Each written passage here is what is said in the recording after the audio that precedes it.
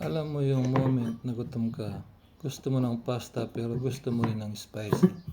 Paano kung meron ng pasta na may tuna pa, na may tamang anghang, na magiging talagang panlasa mo? Hindi mo na kailangan maghanap kasi nandito na. Ngayon, pag-usapan natin ang own tuna pasta spicy. Hindi lang ito basta tuna, hindi lang ito basta spicy food. Ito yung klase na pagkain na pag natikman mo, mapapaisip ka, bakit ngayon ko lang na ito na-try. Sa unang tingin pa lang, maamoy mo na yung sarap, yung creamy, pasta, na sakto lang, hindi sobrang malapot, hindi rin matabang. Tapos may tuna at talagang ramdam mo sa bawat subo. At syempre, yung spicy kick na hindi lang basta hanggang may lasa, may karakter. Pag sinubo mo yung papasok, yung creaminess ng sauce. Tapos susunod na yung lasa ng tuna. Fresh, malasa, hindi dry, then biglang papasok yung spicy.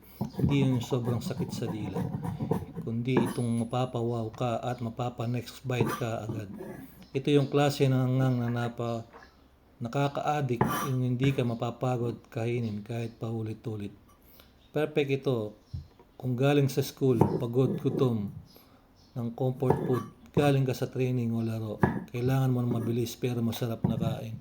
Late night cravings, yung tipong ayaw mo nang magluto ng matagal.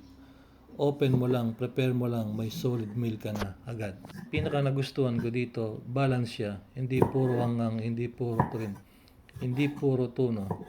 Lahat sakto, kaya hindi siya nakakaumay kahit maubos mo yung buong serving.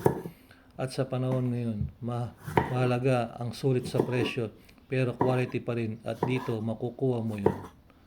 Alam mo yung pagkain na gusto mong i-share sa tropa, yung tipong yung uy, tikpan mo to, solid to.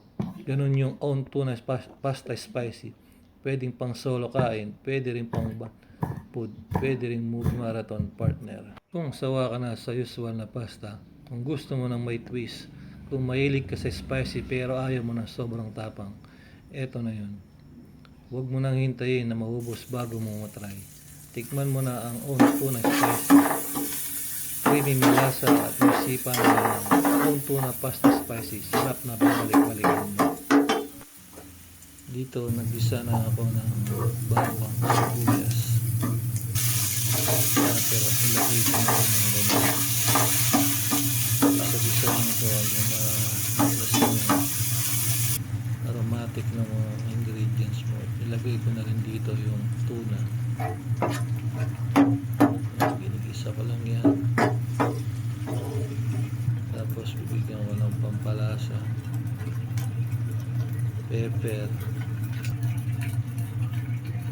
konting oyster sauce para malasa yung magiging sauce ng spicy o tuna.